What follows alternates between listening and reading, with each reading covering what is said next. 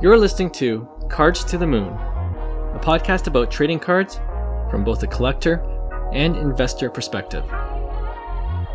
We hope you'll stick around for the ride as we take a deep dive into the state of the hobby, share some hot takes, hopefully some useful advice, and fun stories along the way. Hey all, welcome to Cards to the Moon. This is episode 70, another mini milestone, guys. My name is Clark from 5 Card Guys, and with me since episode 1 is Hyung of Integrity Sports Cards and John, who is Trade You at Recess. Alright, so off the top, just want to first give out kudos to the growing number of listeners to our little podcast. You know, we got some really nice comments and feedback for our show, and it's been even more fun doing it knowing that fellow collectors are enjoying our content. And speaking of which, one of our podcast listeners DM'd us and shared a pretty cool story about SGC, the grading company. And we're not all about doom and gloom on this podcast, so I thought we'd share some good hobby news as well.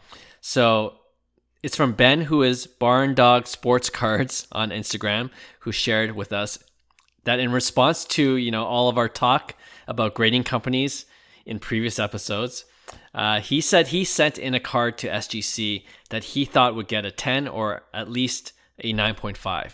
But then he said he got an email from SGC that while it was in their possession, the card got damaged. Oh no. Yeah. So, and the message went on to say it would have gotten a 9.5, but with the damage on the card, it would be graded an 8. They admitted it. Yeah. Amazing. Which is wow. Impressive on that note by itself. Yeah. So what SGC did was send him a refund for fair market value of the card, presumably as if it was a SGC 9.5, right, and then returned his card with the SGC 8 label, right? So, and this is what Ben says. Yeah, this is what Ben says, quote, "While I was disappointed to get the damaged card back, it gave me a lot of faith in SGC and their process," end quote. So I thought that was cool. And, we always talk about how grading companies need to be more transparent. And this is obviously one good example of one company doing that. What do you guys think? Look at that self-accountability, man. I love it. Jeez, where the heck is PSA? Seems rare. I know. I already know what John's thinking. Because I know he has damaged cards from PSA, and he just got a PSA 7. That's all he got. Tell that story, John, for anyone listening for the first time. We mentioned it briefly before, but Hyung and I, we sent in probably about 2 years ago now, we sent in a huge bulk submission to PSA. And we didn't send in anything that we didn't think had a really good shot at a 10. We didn't send in anything that was like, oh, it's probably a 9, maybe 10% chance of a 10. Everything we sent in was like, looks like it's a really good shot at a 10, at worst a 9. So we sent in all our cards. I had and I mentioned it before, the Shaq upper deck with the triple image rookie card. Right. It was mint condition. I had it since I was a kid. We sent it in. The only issue was a bit of like a fluffy edge. Because of some of the upper decks that year, if you take a look at the top cut, there's a bit of like a fluffy edge. Sent it in. Nothing wrong with any of my other cards. And mine came back a 7 with a brutally dinged corner, as if you took the card and you flicked it at the wall. Yeah. So clearly, definitely damaged. Yeah. Like, shoot. I mean, you can't chalk that up to it got damaged during shipping, because that was in a big pile with other cards. If I had some other cards that had mashed up corners, then I could understand it was probably from shipping. But to me, this was clearly, in my opinion, somebody or whoever was handling the card damaged it on the spot. And obviously at the time, when I talked to Hyung, I was like, you think this is even worth fighting? He's like, honestly, they're not even going to get back to you. I was like, okay, you know what? I'll leave it alone. So I didn't end up doing anything about it, but you know what, John? They thanked you in other ways, because there was a Luis Roberts Stadium Club that was probably true. A PSA 7 that ended up PSA 10ing. It's so true. So we're all good. We're all good. Yeah. The thing is, it sort of evened out, I guess, because we had a whole bunch of base, and at that time, I think they were just looking to pump out cards as quickly as possible, and it was like 10, 10, 10, 10, 10, 10. Yeah. So, okay, I guess it is fair, but still, like, in an ideal world, yeah, you want open transparency regardless of the grades. Yes, right? Yes, absolutely. But in all regards to that, yeah, respect to SGC for that. For sure. Like, that's huge. That's what's needed in the hobby. That's the right step in the right direction, especially from a grading company. Yeah. You know what? That's the best kind of news, because if Ben didn't mention that to us, like, no one would have known that that's what SGC does when things like that happen. Right. Do you know what I mean? Right. So happy customer that I'm sure, will go back to SGC for sure for grading. Yeah. So thanks, Ben, for sharing that with us. And thanks again for being a listener of the pod. All right, let's move on to our next segment, Hobby Headlines. Okay, so I thought we would try to be practical here for those looking to invest in sports cards during this brutal bear market. Now, I know we're all probably more hesitant to spend money on sports cards these days, but let's say you saved up $1,000 and you're just itching to spend it on cards because we love cards. And, we want to spend that $1,000 on cards to hopefully flip and make more cash so that, we can spend it on even more cards, or to just have that extra cash we can all certainly use during this time. So this isn't financial advice, but it's just for fun. Question for you guys. What are you going to do with that $1,000? What's your play? And there's a lot of different ways we can take it. So it'll be interesting to hear what you're doing. Especially in this market, I'm actually going raw cards and grading. And I actually did that just like literally this week. It's funny you mentioned it, and the price is about $1,000. And what that was I bought a Manny Machado Topps Chrome 2013 lot. A lot of raw cards, right? Yeah. Off of Blowout Forums. And it had 2 X-Fractors, 2 Refractors, and 16 Topps Chrome base. Okay.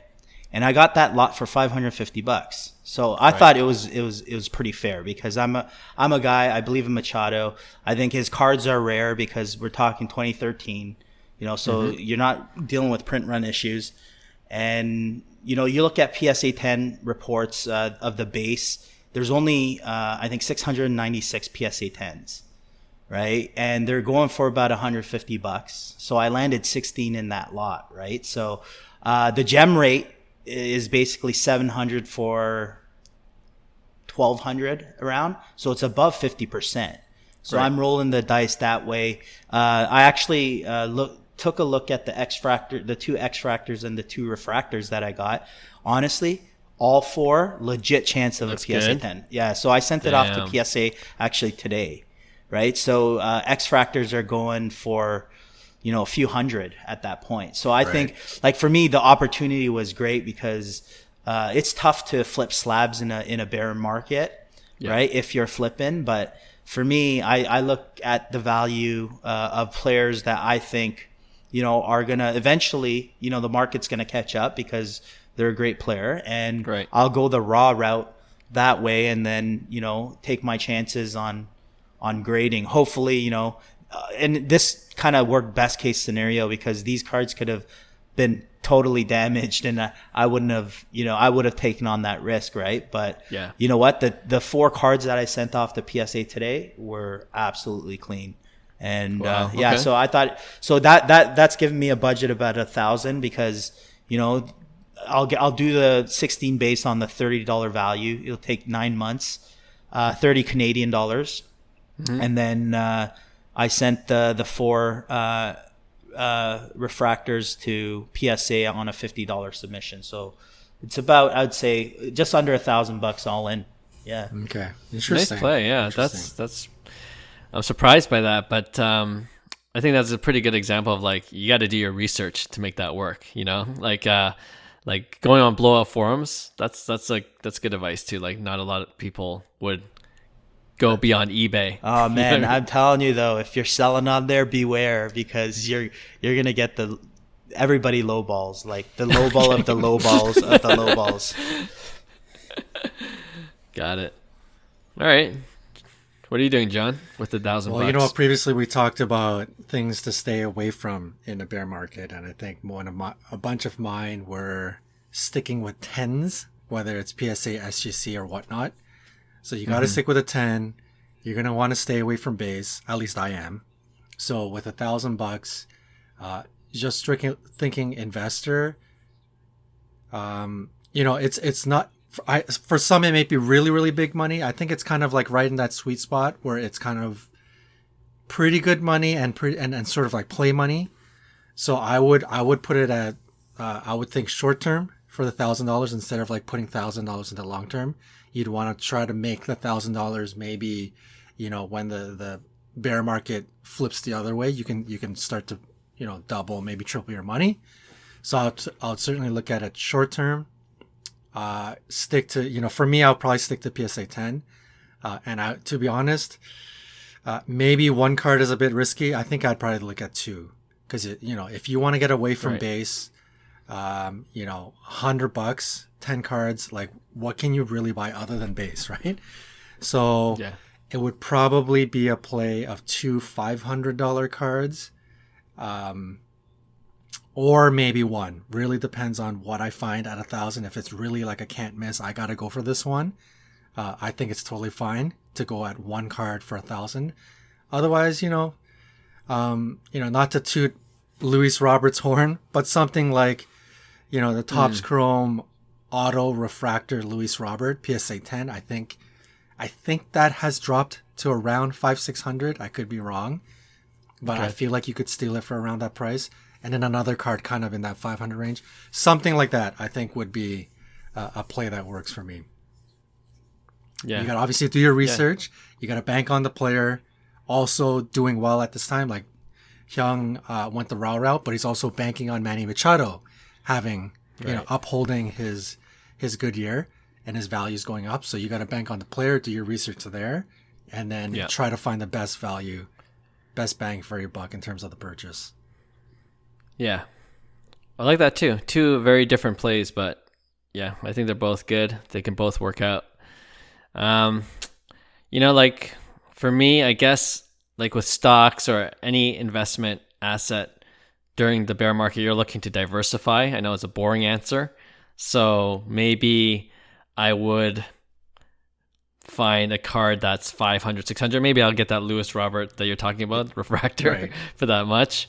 And you know, like I believe in him as a player still, but then, you know, like, you know, if there's a good deal on a raw card lot, like Hyung did, you know, maybe spend a few bucks there. And you know, I wouldn't be opposed to going in on a few breaks, whatever money I have left over. Who's doing some gambling there, you know? I love it. I love this. I love this safe, diversified Clark. Man. Listen, I'll buy the cards first. I won't do the breaks first, just in case I really get into it and skunk out one after another, and then that strategy won't work. Clark, this is supposed to be investment advice, man. Who's going to be laughing when, you know, I hit that one of whatever, you know? It's diversification, man. That is. You know, it's my crypto. It's my crypto in that portfolio. Swing big, right? So funny.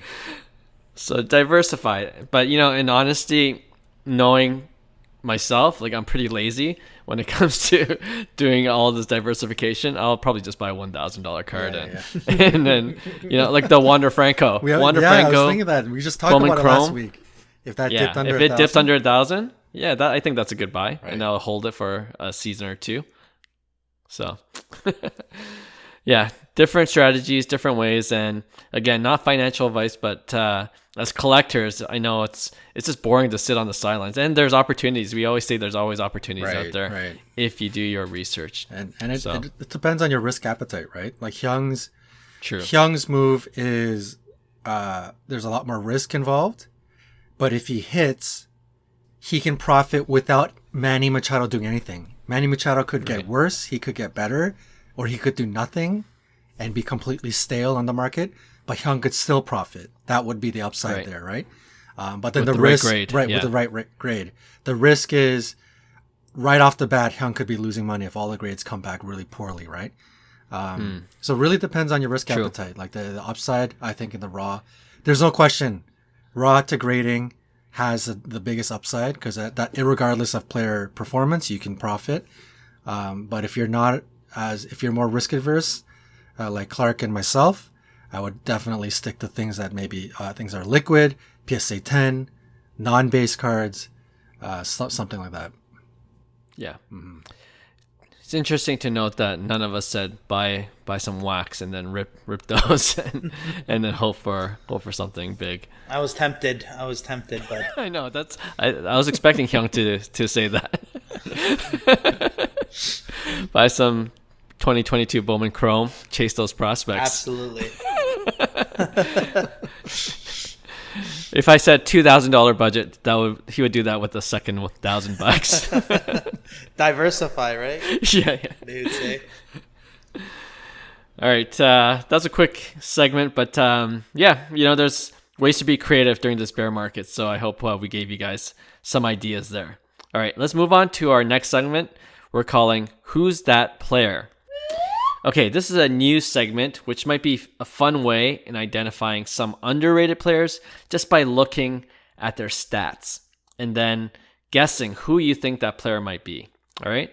And to make it more interesting, I'll actually give you guys 2 sets of stats in each example so that we can compare their numbers before revealing which player the stats belong to. All right. For this specific segment, I'm actually only going to stick with baseball because it's the only major sport that's on right now. So we might revisit this segment when basketball or hockey or football starts up again. Okay, so let's just get right into it. First set of data. Player A has played in 91 games this season. All right. 57 runs, 20 home runs, 43 RBIs, 5 stolen bases, batting .250. All right, that's player A. And player B, 86 games, so similar, 62 runs, 22 home runs, 55 RBIs, 2 stolen bases, but he's batting .324. I think I know who both of these guys are, and I think I know exactly why you did it. Okay. If you're a loyal listener of this podcast, you'll know exactly why I did it. Okay, but let me see if this is right. Player A has to be. Sorry, this was the 250 average. 250 right? batting average. That's Juan Soto. You're correct. Yeah, and then player B is your guy, Mr. Devers. Absolutely, 100%. Right? Always underrated. Dang, there you go. Wow. But yes, I know what you did here because Devers is like he's mashing. Smoking. He's mashing. And where's the respect, guys? Like he's you look at mashing. Look at the numbers. More RBIs. Yeah. His batting average is way higher, 324, which is ridiculous, right? And this is obviously just one half of a season, so I get it. It's a fairly small sample size. No, he's been doing it. He's been doing it for a while. He's been doing it for a while. Yeah. So, what do you guys think? Oh man. See, that's why for me, everyday stats don't matter. Like I said in an earlier podcast, like day trading, or even fantasy sports. Like to me, that doesn't equate the longevity of someone's career, right? But in this example, I think it's 2 extremes where it's like Rafael Devers is super, super underrated, and Soto could be categorized as an overrated type, buy because he is overpriced based on his what he's done to his career to this point. It's basically baked in, that he's going to sustain this type of play for the rest of his career, right? So I know exactly why you did it, and I agree. Like I don't know, like for me, it's like I think Devers is a buy. I've been saying Devers is a buy, but like you're right, Hyung. That was like I'm obviously still trying to buy Juan Soto. That's not the point I'm making. That Soto sucks now, but for sure, I'm saying the other side. Player B, Rafael Devers needs more respect. Come on, guys. I agree. John, you're gonna buy one? I am not. I am not. But he does. I agree with you guys. He definitely deserves more respect. During a bear market, it's tough because you look at the stats and it's clearly lopsided in one direction. But you got to look at, the reason why guys like Soto, Tatis, Acuna, the classics, the GOAT style players, even though they're not GOATs yet, is that so many people, hobby in general, investors, have so much confidence in those players that they will upkeep or they will go on that trajectory to becoming superstars, right? So even if a guy is down, he really only has upside unless Soto really falters. Like he's having a horrible season. He's had a pretty monstrous July, which brought his numbers up big time. But if he continues to, let's say, play horribly and then next year he does it again, maybe people's minds would change. But for now, I think people are just so confident that he is on his way to being, like Hyung says, the next Ted Williams. Whereas Devers, no matter how good of a season he has, and he keeps, not getting the respect, it just shows the market is not yet fully convinced or sold. And the scary thing about that is if you decide to go all in on Devers and the market's not in on him, it only takes Devers to have half a bad season and his cards would just completely tank because nobody had that the general marketplace doesn't have that confidence in him, right? Right. So the risk in putting big money into a player that is underrated, there's a huge risk there because you're really betting on Devers not only continuing this play, but he is going to completely change people's minds. Oh, hang on here. He's done this for 4 straight seasons. He's now at that Tatis category. He is top 5 player in the world, something like that. Something has to really change, right? So I think for me, that's why Soto's still the guy. I think the big name, especially in this market right now, is just so much safer to continue to go with the big names rather than the riskier plays because the riskier plays can really, that's the risk. Like it can drop to nothing, right? So. True. Yeah, totally hear what you're saying. You missed the Friday episode that Hyung and I did just a few days ago, and we're saying something similar about Jose Ramirez. Like, no respect for that guy, but he puts up numbers year after year. And for me, like, Ramirez, he plays for the Guardians, Cleveland. So I'm wondering if that's a factor, like if he has to go to a bigger market team. But you can't say the same thing with Devers. He plays for the Boston Red Sox. So, just a mystery for me. Yeah. And that's what we were saying about Bo Bichette too. It's like I could see, Bo Bichette has a lights out year. I'm telling you, it's going to look like at best the Rafael Devers numbers. But it's like you look at Bo Bichette now, it's like can his prices sustain those prices? Because if Devers can't sustain those prices, most likely not, right? But I agree with John in the sense that Soto's your blue chip stock. Like, I mean, when markets are bad, it's good to have Soto, Acuna, Tatis, in my opinion, because those are what, people chase. And, there's no love for the Arenados, Goldies, the Jose Ramirez, the Machados, all them. But that's the whole point.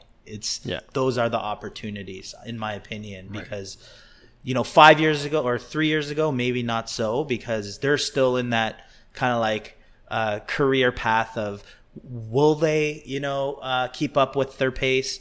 But then guys like Goldie, I mean, he's expiring soon. He probably has 3 or 4 more good seasons, but the way he's playing, he might, do some damage in terms of his career. And same with like Machado. We talked about Machado having a 50 career WAR. He's 29 years old. Put it to perspective. Same with Bryce Harper, right? He's 31 and he has, a 50 WAR, and Machado's 29. So it's like, there's going to be a point in time where it catches up, is what I'm saying, right? So now is the time to, especially in a recession, to maybe look at true long-term investments, whereas you're not trying to play the market, right, for a flip, right, or the volatility that we're all so used to, right? Right. And excellent point. Like if you want to study this a little bit deeper, we always talked about being involved in fantasy, whether it's fantasy baseball or hockey. it really gives you a lot of clues into the way people think about certain players, and pedigree and where they come from is huge in terms of prospect and potential. So if your player had 3 awful seasons, but he's a former first overall pick, he could have half a season of slight rebound, and people would be like, hey, they're kind of interested because he had Marvin Bagley. Exactly. That former first round pick or second round pick or lottery pick or whatever you want to call it, it's tantalizing because you always thought the prospect was there. He just didn't perform for whatever reason in the first couple of seasons. But if you're a player, you're a journeyman like Fred VanVleet, who came up from nowhere and became an all-star, no matter how many multiple all-star seasons you have, you'll see it in fantasy. Like, you just will never garner that respect, or you're producing high numbers. Another one I can think of that's, that you guys probably wouldn't know as well. Maybe you did, but back in the day, Chris Anderson, hockey. He was a goalie for the Ottawa Senators. He was a lifetime backup goalie, and out of nowhere, he became a starter. Not only a starter, he became a good starter. And he held that for 3, 4, 5 seasons. And you would think even in fantasy hockey, you could trade him for big first round picks or whatever you could trade him for. But even though he was putting up like Carey Price stats, you couldn't get a bucket of pucks for him, even still. Right. And that was the human mindset, right? Like, if you don't come from that pedigree, it's going to take just so much work for somebody to change a person's mind about who they are and what their value is and how much potential or prospect that they have. So, I think that's why guys like Kyle Lewis or whatever, they don't come from these giant pedigrees. I think those kinds of players, it'd be tough to really change people's opinions. Maybe Kyle Lewis is a bad example. I don't know when he got drafted. Hyung could tell me better, but you guys get what I'm saying, right? Yeah, I do. Is that why you're like going all in on Michael Porter Jr.? You like the pedigree? No, but I think that's the point. I think when people knew the prospect was there, and for whatever reason he sucked or horrible injuries, and he comes back, those are the types of plays where you put your money in, where I could see the price really rebounding versus like a Devers or, I can't think of anybody else right now, but you get what I'm saying. Yeah, no, I agree. I agree with that 100%. Yeah. Gotcha. You know what? I'm doubling down on Devers, and in a future episode, oh man, I can't wait to show you how rich I am when the market catches up with Devers. All right, so $1,000, you're buying $1,000 Devers card. I see what's going on. You got it. All right, let's go on to these next 2 players. Okay, player A has played 90 games, and he's batting .321. Okay, 60 runs, 13 home runs, 59 RBIs, 7 stolen bases. All right. Player B, in contrast, is batting .285, so not as well as the .321 batter, but he has 55 runs compared to 60, 27 home runs compared to 13, 61 RBIs compared to 59, so that's even, and 2 stolen bases compared to 7. So the big difference is one has a higher average, but a lot less home runs than the other guy. I wouldn't even know. Freddie Freeman? Yeah, player A, Freddie Freeman. Oh, there you go. Good stuff. I can't. I'll embarrass myself guessing these players. You know what? I'll leave it to Hyung. It's funny. That's good. That I honestly just pulled that, but like I was thinking of Freddie Freeman and how underrated he is. It's like he's proven, in Atlanta that he was the dude, and he goes over to LA and he just continues kind of like what he started in, Atlanta. So yeah. And sorry, what was the other player B? And this is kind of a similar situation with the Juan Soto versus Rafael Devers comparison. Like, I'm not saying anything about Freddie Freeman. It's more I'm making this point about this player B who is batting .285 instead of Freddie Freeman's .321. Their runs and their RBIs are even, and stolen bases 2-7. But the major difference is that this guy has hit 27 home runs, 27 bombs, 285. 14 more than Freddie Freeman. Right. And if I was just paying attention to the home run race, it'd probably be an easy guess. He plays for the Atlanta Braves. Austin Riley? You're right. Yeah. Oh man, yeah. There you go. Well done. I'm just making that point that Freeman we all respect, and we still think he's underrated, but Riley is completely off the radar. Right. Yeah, for me, I think Riley's he's still young, but he's not young though. That's the problem. So you're dealing with that kind of like mid-20s guy who's in his second year, third year. I'm sorry, not second, third year, but like last year was his big year, right? His coming out party, but he's like 25, 26 then. It's as opposed to, Freddie Freeman, this guy's a future Hall of Famer, in my opinion. He keeps it up, right? So for me, like, I think Freeman is tremendously undervalued. Kid has, 46 WAR. He's 32 years old. Mm-hmm. So Freeman, Freeman, and gets absolutely no love, right? So for me, it's like I can't give Austin Riley that kind of love. Sure, if Freddie Freeman doesn't give that love. Yeah. Good point. Yeah, Austin Riley is playing good. Holy cow. He's backing it up. He's backing it up. Absolutely. Yeah, he rakes. Yeah. So you're saying from a hobby perspective, not really worth getting either of these guys if you want to flip. Yeah, like for me, I'm staying off of, honestly, I bet you people are selling Austin Riley and they're making money off of him because he was a hyped prospect somewhat. And in 2019, if you got in on him, I guarantee you're making money off of him right now, right? So to me, it's a sell right now. But like I said, he could have an enormous season this year. He could end up hitting 40 to 50 home runs and totally changing his trajectory, right? Like they both play for a very good team, so yeah, they can make that postseason hype absolutely. Too. Both have rings.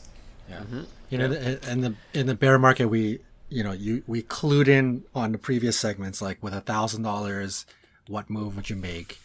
And that's a classic question right now because I think most people in this bear market, all of us were kind of overextended. We spent a lot of money when things were great. You're taking a lot of L's, and most people either don't want to spend the money or just don't have the money to spend right now. So with whatever limited cash or monies that you have, you got to try to make the right play, or you can't just spread your wings and buy anything, right? So I think in this type of situation, obviously most people would want to try to hit a home run. You want to pick that low hanging fruit and turn it into a monster. And I think guys like Austin Riley, these guys are just, we clearly see they're not getting respect. For me, I would certainly stay away. If you're going to go for the home run, and I'm not going to think of an example, but I think we literally just talked about it. You have to go for something where the guy had the pedigree and he's got that tantalizing like the major tantalizing prospect to completely turn it around. I think people who bet on, like the easiest examples is people who bet on Vladdy, people who bet on Shohei. These guys are, if healthy or playing the way they should be, monsters, and they're showing it, right? So had you betted on those guys when their prices were that low, you're doing quite well, right? So I think if you're going to look for that next steal, you're looking for that super buy low, you got to try and find, and it doesn't have to be baseball, basketball, F1, whatever it is. You got to find the guy that I think the market in general always thought has the pedigree to become a number one in their sport or a top 10. But for whatever reason, they're super, super low right now. So I think those are the types of moves you have to make, not the Austin Rileys and the Freddie Freemans and, you know, Chris Middletons or whatever, Wasn't that your pick? Yeah, it probably was. The only issue with that is with the guys with pedigree these days in the hobby, like their prices are so, like it's expensive usually very early on, right? Like unless you're following them when they're 13 years old, right. You know what I mean? So, and for me, like when I got back into the hobby, that was my intention, was to create a portfolio,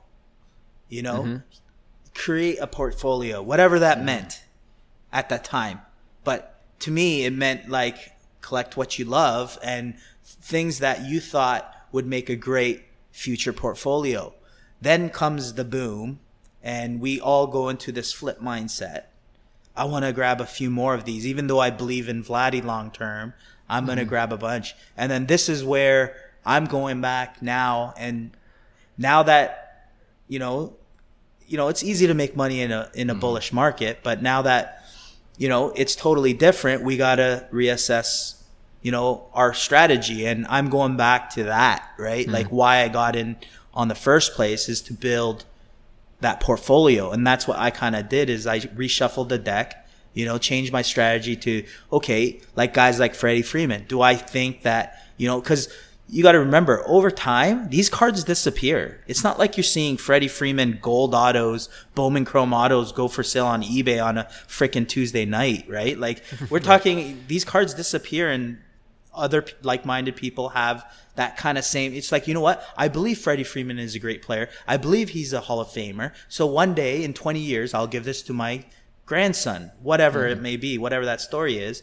And I think the way I look at investing in sports cards is going back to that now, right? So that's why I like the opportunities with the Machado lots because I believe that, eventually a Topps Chrome Machado, like there's only 700 PSA 10s. If they're gemming over 50% and I got 16 raw, I'm banking that I'm going to get, 8+ PSA 10s. So like, I just look at it as more of a long-term play regardless. Yeah. Because, like I said, everything is correcting, and in a bear market, they correct either both ways. For sure. Right. So I think on the long term, guys that are super underrated, I think there's huge upside in those in terms of building your portfolio, for a long term kind of, game plan. Yeah, that's a good point. Okay, we'll go on to the last set of players. I went for a couple of pitchers just to mix it up. I know how we feel about investing in pitchers in general, but let's put that aside. And here's player A. ERA for the first half of this season, 3.02. WHIP is 0.98. 147 strikeouts in 113 innings pitched. So pretty decent. Player B, 1.71 ERA, 0.8 WHIP. Also 147 strikeouts in 110 innings pitched. Jeez. Is one Verlander? No. No? But Verlander's killing it this season. Yeah, he is. He's incredible. Verlander doesn't have the amount of strikeouts. He's adjusted the way he pitches. Right. He's doing it effectively, yeah. I'm drawing blanks. Yeah, player A is a stud that everyone knows. Plays for the Yankees.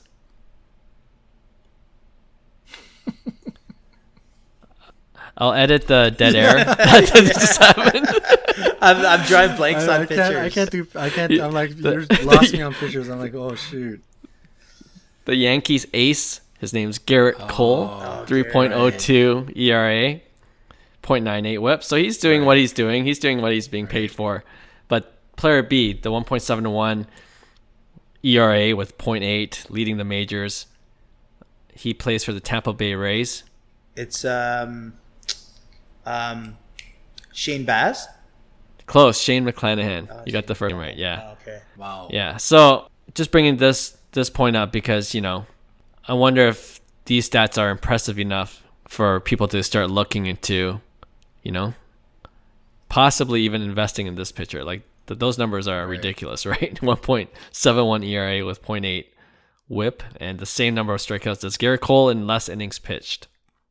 What where was McClanahan drafted? He's a first rounder, late first rounder out of South Florida. Yeah.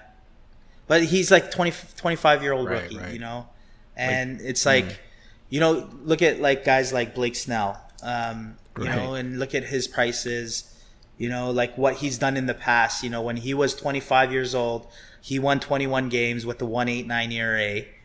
He won Cy Young actually that year, 2018. That's Blake right. Snell. Yeah. And it's like he's had an average kind of like the past 5 years, right? So this is why young pitchers worry me, because like guys like Verlander, Scherzer, Garrett Cole, you could put in that, but like guys like Verlander and Scherzer, they're like, I think they're great investments, but they've like cemented the younger arms. It's tough. It's a tough. This is tough. I'm sure he's got enough notice now for people to at least look at him, and I'm assuming his card prices have gone up, whether it's went from $1 to $5, it 5x'd. Right. But the issue now is everybody is probably sitting on raw cards, right? These raw cards that went up to $5. You don't know whether you should grade them. Maybe you'll go bigger and buy like a gold refractor or whatever, one of his bigger cards. But then now you're playing in that more risky space. Maybe you bought it for $50 when it was $10 just 30 days ago. And you're going to grade it or whatnot. So there are plays to be had, but I think I'm with Hyung. I will say this: if you can get a pretty rare card like a gold refractor out of 50, or I don't even know if he has a Bowman First, but a Bowman First auto colored, and you can find it still for very, very cheap, enough that grading the purchase of the card, and you're into the card for minimal dollars, I think it's one of those why not, let's give it a shot. Let's roll the dice.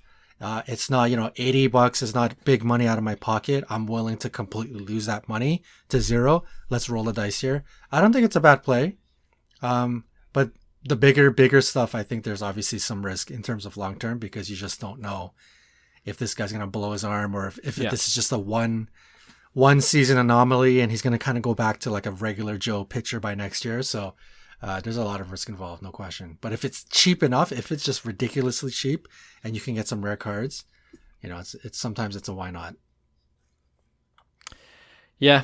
I mean, it's hard to detach this conversation with how we feel about pitchers, right? Like in this case, the length of a pitcher's career really factors in the value of his card, right? So that's why like Garrett Cole is worth what he is, and still his numbers are decent. And I think the point I want to make here is that even if a younger pitcher is having a phenomenal year, proceed with caution. Mm-hmm. You know what I mean? Right.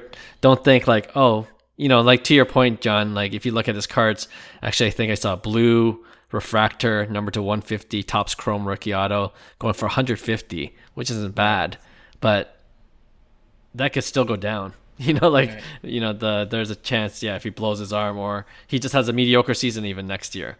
Like pitchers have to almost sustain their good stats year after year, like the Scherzers and the Coles and the Verlanders, right? And those are becoming rare and rare. Like the game of baseball is changing too, where not a lot of starting pitchers go deep. Right. So that's why you have to watch out for that as well. All right. Okay. I thought that was just an interesting way. Hopefully people found value in finding underrated players and overrated players. But we'll try to do this again for another sport once some of the major sports come back live. Okay. Let's end this show with our weekly segment we call Pick One. And if you're a first-time listener, we do this every week where each of us puts up 2 cards or 2 sets, and we then debate which one we would rather invest in. All right. And as usual, Hyung, do you want to start things off? Sure. I'm going to actually, these are 2 cards that were on my watch list this past week. Okay. And I struck out because this is what I hate about eBay. I just wasn't there. And I thought both cards were so cheap, in my opinion. I just thought for the card, I would have taken that down at that price. Okay. But you guys let me know if it was cheap or not. But the 2 cards that I'm gonna pair up there was a 2018 Topps Chrome update, HMT1, which is Shohei Ohtani, his gold out of 50.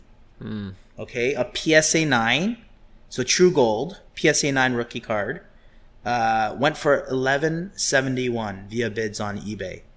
Okay. So $1,100, $1,200. Let's just say. That is red jersey. Okay. Red jersey pitching. His red jersey Topps Chrome update gold out of 50. Yeah. Versus a 2019 Bowman Chrome Vladdy Guerrero Jr. gold auto out of 50 PSA 9, which closed at $713.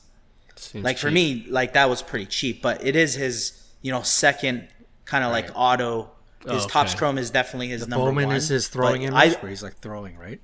No. The Bowman Chrome Auto is actually a swing image. It's a pretty sweet. It's a white jersey. It's a pretty sweet image in my opinion. The card has great eye appeal.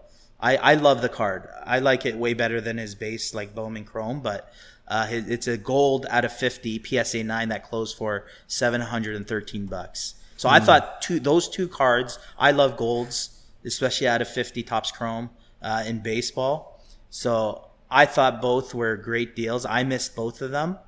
But which one would you have picked if you had to choose one at those prices? Ooh. All John. right. I think if you're a big-time Vladdy fan, to me, I think the Chrome seemed more of a steal than the former. But for me, I'm actually gonna go with Shohei Ohtani, and it's more to do. I think we had this comparison before. It's just more to do with the player. I think he's still healthy. He hasn't got. He's a big injury risk. He hasn't gotten injured. Knock on wood. But he's just too tantalizing of a special player if he continues to stay healthy for his prices to stay low. So for me, with my money, I would bet on Shohei. Vladdy. We all love Vladdy, Toronto Blue Jay. But he really needs to keep, it's kind of one dimensional, right? It's just his bat has to light the world on fire, which he can. But he just doesn't have the depth that Shohei has that can for Shohei's value to upkeep or go higher. So I think I like the prospect long-term, short-term Shohei over Vladdy. So by default, I'm going to pick and both cards are amazing, but on Shohei's side, you're also picking a quasi flagship. I think the red jersey was kind of more of his flagship back in the day, but a lot of people like flipped back to Topps Chrome. Image. But the update at H71, it's like a quasi flagship, gold out of 50, pretty huge card. So Shohei. Man, this is a hard one because, on one hand, well, they're both gold, right? Numbered to 50, gold chrome, numbered to 50. Right. And, I'm thinking, they're both PSA 9s. I'm kind of off PSA 9s now, but... We're going to crack and resubmit. Okay. Okay, that's added into it. All right, I got to reconsider. With that BGS 9.5. That'd be sweet. Yeah, but then, because the gold chrome factors into it, it's only there's only 50 of them, so the PSA 9 doesn't matter for me as much.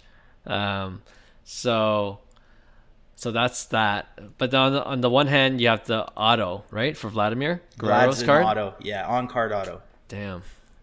And the Topps Chrome update for Shohei is just a non-auto. Yeah, non-auto. Yeah. So yeah, those things are conflicting for me. if it was flipped, then it would be easy choice. But yeah, you know what? I have to go with eye appeal, and I see both cards, and they both look good. But there's something about that Shohei card that looks it looks amazing. The gold pops, the red jersey pops from the gold a lot more, in my opinion, and maybe I definitely am biased after making that Vladimir for Shohei trade, and I'm like, shoot, I needed Shohei back. I needed some kind of Shohei back. and for another $300-$400 more, not saying that's chump change, but it's not like 5x. I would pay that premium to get a Shohei. Yeah. And just to, we talked about it earlier in this show, what he's doing, or it was the last show, but what he's doing is nothing short of spectacular. Right, so right. I believe now. I'm a firm Shohei believer now. Oh man. You guys... is he going to save his own 1v1? I actually am, because I do like the Vladdy Bowman Chrome at that price. The gold that seems at $700. With the auto, yeah. With the auto, on-card auto. And the auto is actually a really nice Vladdy auto. Vladdy auto, like we talked about, it's right. Honestly, this guy signs it with his like foot. Yeah. Like is so ridiculous how bad his autos are. But this one's a clean one. And you know what? One thing I learned too about the hype during the whole card hype was, people don't necessarily love the non-auto cards. I think the autos were the cards that absolutely went bonkers. Right. And it sucks that it's not Topps Chrome. It'd be way easier. But I just really like this Vladdy Bowman Chrome auto card. I think it's going to be a great card in the future. And at $700, like, to me, that's just you grab one of those. Either one, you grab one of those, lock in the safe, forget about it, and enjoy the game, right? So I'm gonna split the difference, and I'm gonna say, you know what, Vladdy's 23 years old. He's still gonna hit 40 home runs this year, and you know what, he's not gonna stop anytime soon. So I'm think Vladdy's. I'm in on the Vladdy at 700 and change. Yeah, I think people really sleep on the Bowman Chrome Major League rookie cards. Yeah. Flagship. Maybe other than the Shohei Ohtani Bowman Chromes, those go for an insane amount of money. But Vladdy, Tatis, Acuna, you can get some. Right. You can get refractors out of $4.99, PSA 10s for really cheap. Yeah, pretty underrated. Yep. All right, fellas. Yeah, I'm gonna make up one on the spot. I was trying to think of it during the show. We're gonna go. Better investment. OG Topps Chrome Basketball Gold in general. Okay. Or Prism Basketball Gold out of 10. Which is the better investment overall? What was the old Chromes out of? I think they're out of 50. Like some of them change up, 50? But I think for the most part they're like around 50. Sometimes 25. Some of those older ones. I think the LeBron year is 50. I could be wrong about that, but or maybe it's 25. I kind of like gold prisms. Not gonna lie, like I'm just gonna put it out there. Like Clark, you could think about this one, but I like gold prisms out of 10 a lot. So that's my answer. Just period. Are gold prisms like it's just out of 10? All of them? They're 10. Mostly all of them are unless they're like a T Mall Asia way. No, I'm talking true golds. Yeah, true golds out of 10. True gold prism out of 10. OG Topps Chrome Basketball Golds, which is becoming crazy popular, in the last 24 months, or Prism 10. I mean Prism out of 10, True Golds, which has also exploded in popularity. I'm going the other way. I'm going Topps Chrome Gold. I don't know if it's nostalgia. I don't know if it's the brand. Like, I don't know where Panini's going to be in a few years when they lose their player license. And, it could swing back to Topps being more relevant again, right? So with all that factored in and the nostalgia, I think Topps Chrome is going to just come back with huge, even bigger force. And I don't know. Just I feel like as much as Hyung likes the Prism Golds, I like equally the Topps Chrome Gold. Like, those are just beautiful, in my opinion. So, yeah. In terms of investment, too, I think, it's older. If it's a stud player, like, obviously LeBron, but even other players like D Wade or whatnot, like, those have pretty good value. So, Topps Chrome Gold is what I'm going with. I am going to agree with Clark. I'm going to pick Topps Chrome Gold. I think it does have something to do with a little bit of a bias, that it's something that was OG that I loved. But I'm going to make the point also about Fanatics taking over and Topps Chrome Basketball making a comeback. I think when Topps Chrome Basketball is front and center on people's minds again, those old Topps Chrome, especially those gold refractors.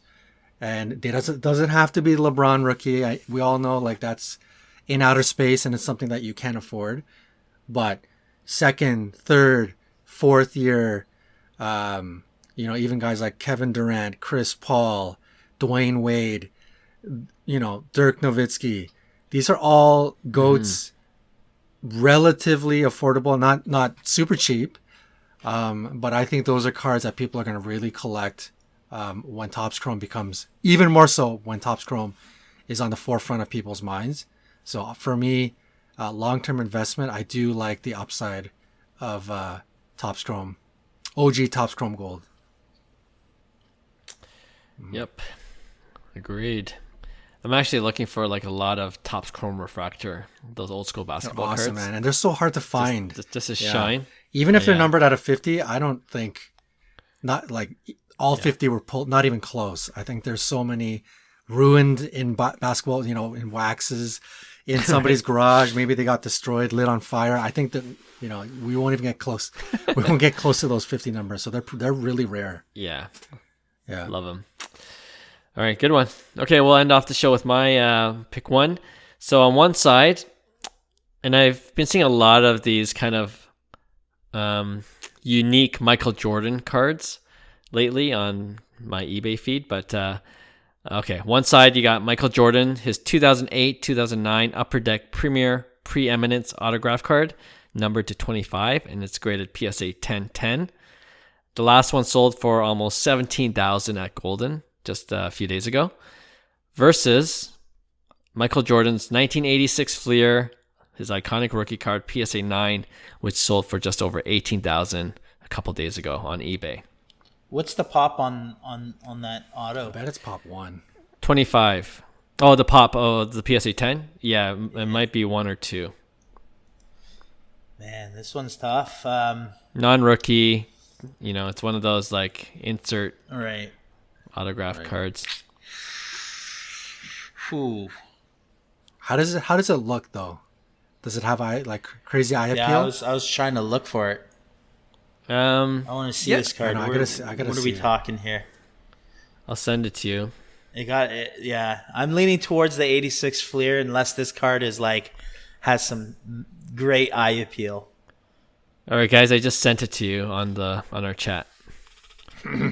So, oh man, for me, honestly, I think that card is nice, and it's awesome that it's numbered as 25.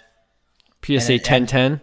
PSA 1010. It's MJ's auto, which is insane. But for me, you're talking PSA 9 of the most iconic basketball card ever. And PSA 9s are it's PSA 9 86 Fleer is an amazing card. That's anybody's, wish list. So for me, I'm going to 86 Fleer. I'm not going to try to be fancy, although I would love to have that Jordan. That's a sick Jordan too. That other preeminence Jordan that you're talking about. Interesting. The pop count on the Fleer 1986 PSA 9 is about just under 3,000 FYI. Yeah. Right. I don't know if that factors in, but yeah. It does, but it's the card. Right. Sure. Yeah. Fair. People might think I'm crazy, but for me, it's very easy. I'm going with the preeminence. Probably a pop 1 or 2 at most. PSA 1010 auto. I think the Jordan auto is obviously highly coveted, maybe just as coveted as a Fleer Jordan. And to have an auto, looking at the image, it's a nice card. It's not crappy or cheap looking. PSA 1010, a 1010 auto of Michael Jordan is even more rare. So I think that really stands apart, even for autograph collectors of Michael Jordan. So for me, it's a really easy pick. It makes me think of, this one time I was watching a Kobe, the Skybox Autographics series. Yeah. There was a Kobe Skybox autographs, which I didn't even knew existed. But there was one that showed up on I think it was Propstein a while ago, last summer. And it was a PSA 10 Pop 1. Looked beautiful. didn't have any money to buy it, but I just watched I wish I could have bought it. It ended up selling for $7,500. And if I could go back in time, I would have got that easily. I would have got it deal, easily. Yeah. But yeah, Jordan 1010 auto, for me, it's easy. All right. Yeah, I just chose this particular card just to make the numbers work. Like I didn't even consider the artwork or like what the preeminence looks like. They both went for about 17, 18K. But yeah, I wanted to see how much of the iconic factor of the Fleer 1986 rookie plays into your decision. So, you know what? I'm going to side with John. Like, I feel like it's kind of, I'm glad you brought up the Kobe comp. Like, the greatness of Jordan, Bryant, those players, like, their autograph cards are just like, I feel like it's one of those things that just will continue to go up regardless of the bull bear markets of the hobby. And yeah, and the PSA 1010 obviously is a good bonus. And yeah, I don't know. Obviously the 1986 Fleer is iconic, but I can't get over the fact that like there's still a lot of them out there, relatively speaking, right. and non-auto as well. So it's funny I say that because I picked Shohei for Hyung's 1v1, the non-auto over the auto, but just but like a Jordan or a Kobe auto, that's we're talking a completely different. Yeah. True. Yeah. So, all right. Yeah, that's our show for today. Thanks again to all our listeners and subscribers. We really appreciate you guys tuning in week after week. And if you enjoyed the show, we really would appreciate you giving us 5 stars. It helps us out a lot. And yeah, we'll be back next week for a new episode. See you then. Bye. Hey, thanks for listening to Cards to the Moon. We'd really appreciate you subscribing to our podcast wherever you listen to your podcasts. And you can also connect with each of us on Instagram at 5cardguys, or you can follow Hyung at Integrity Sports Cards, or John at TradeU at Recess. You can also check us out at 5cardguys.com. Thanks again, and hope to connect soon.